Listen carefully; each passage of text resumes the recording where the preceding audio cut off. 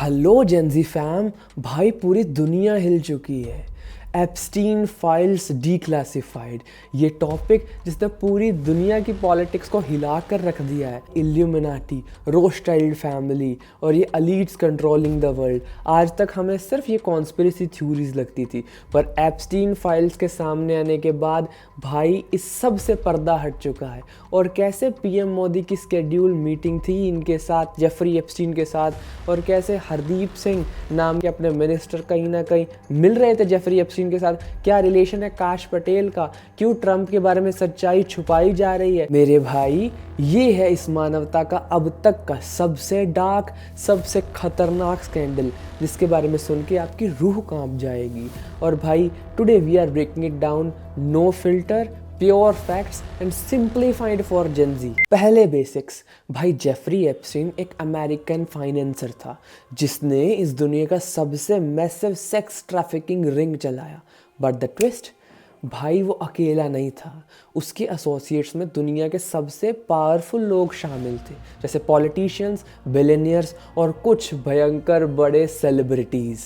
भाई विक्टिम्स के अनुसार ये एक आइलैंड था जिसके अंदर दुनिया के सबसे पावरफुल लोग आते थे और एब्डक्टेड चिल्ड्रंस, बच्चियाँ बच्चे वहाँ लाए जाके थे, और ये नीच से नीच पावरफुल लोग उनसे वो गंदी चीज़ें करवाते थे, वो हरकतें करते थे जिससे हमारी रूह कांप जाए। I think of Epstein file as the ultimate receipts. ये वो लीगल डॉक्यूमेंट्स और डिपोजिशंस हैं जो ये क्लियर कर सकते हैं कि एग्जैक्टली एप्स्टीन आइलैंड पर कौन कौन गया था। तो आप समझे कितना बड़ा इम्पैक्ट पड़ेगा इस पूरी दुनिया के जियोपॉलिटिक्स पे।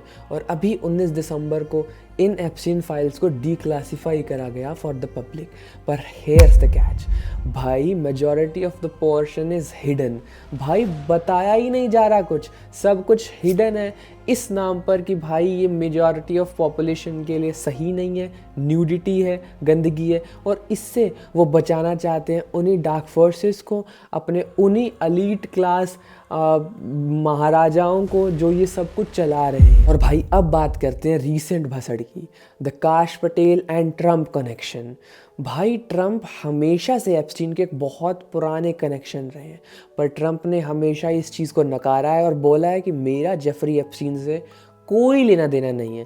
हाउएवर जब ये अब एप्स्टीन फाइल्स डीक्लासिफाई हुए हैं, बहुत सी फ़ोटोज़ लीक हुई हैं एप्स्टीन के साथ ट्रंप की, उस सर्कल में ट्रंप्स के उठने बैठने की, तो अब स्पॉटलाइट में है इंडियन ऑरिजिन पावर हाउस काश पटेल, जो बहुत पहले से एक ट्रंप अलाय रहे हैं। काश पटेल ने बहुत बार बोला है कि एवरीथिंग मस्ट बी डीक्लासिफाइड।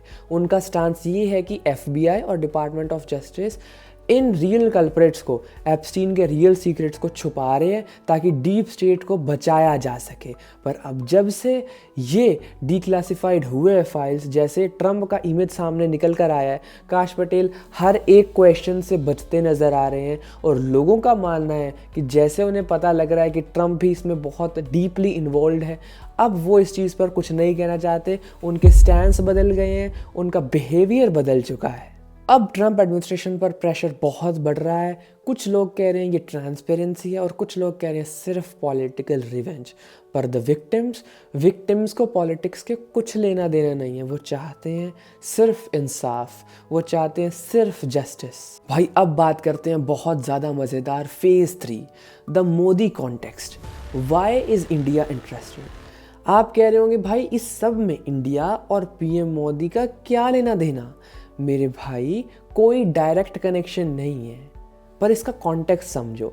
जब इतनी बड़ी एडमिनिस्ट्रेशन शिफ्ट होती है, लाइक रिलीजिंग डीक्लासिफाइड फाइल्स, तो इसके बहुत से इम्पैक्ट होते हैं on the geopolitical relations, on the international relations. यार इंडिया और अमेरिका की दोस्ती आइकॉनिक रही है, पर अगर काश Patel who is very pro India लोगों को बचाने में, इन डीक्लासिफाइड्स को अल्टर करने में या ट्रंप को बचाने में कुछ ऐसा रोल प्ले करते हैं जो यूएस इंटेलिजेंस और पब्लिक कंसाइंस के खिलाफ जाता है, तो ये ज़रूर इम्पैक्ट डालेगा इंडिया यूएस डिफेंस पर, इंटेलिजेंस शेयरिंग पर। मेरे भाई ग्लोबल पॉलिटिक्स एक चेस बोर्ड है और एप्स्टीन फाइल्स वो एक मूव है जो इस पूरी दुनिया की पॉलिटिक्स को हिला कर रख सकते हैं। अब भाई फेज़ नंबर 4, और बहुत ज़्यादा ज़रूरी है हमें समझना, व्हाट द विक्टिम डिमांड्स। भाई बिलियनियर्स, पॉलिटिशियंस, सेलिब्रिटीज़ के नाम के पीछे कई बार हम असली बात भूल जाते हैं, वो हैं द विक्टिम्स। और विक्टिम्स को असल में चाहिए क्या? सिंपल एक डिमांड, फुल डिस्क्लोजर। पर जशन भाई इससे होगा क्या? भाई पॉइंट नंबर 1, जस्टिस। सिर्फ जेफरी एप्स्टीन के मरने से इन लोगों को जस्टिस नहीं मिला, ये चाहते हैं कि रियल कल्प्रिट्स दुनिया के सामने आए। Point 2, accountability. क्या पावरफुल लोग लॉ से भी ऊपर चले जाते हैं क्या? Point 3, disclosure.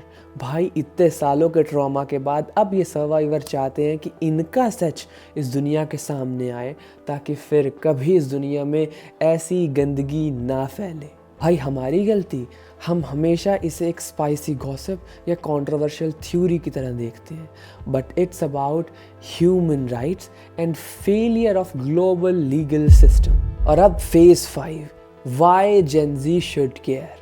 मेरे प्यारे जेनजी बहन भाइयों, हम जेनजी अकाउंटेबिलिटी की जनरेशन है।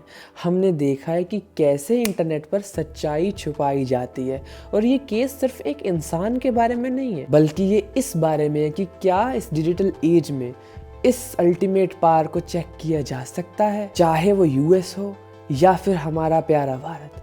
Transparency is the key.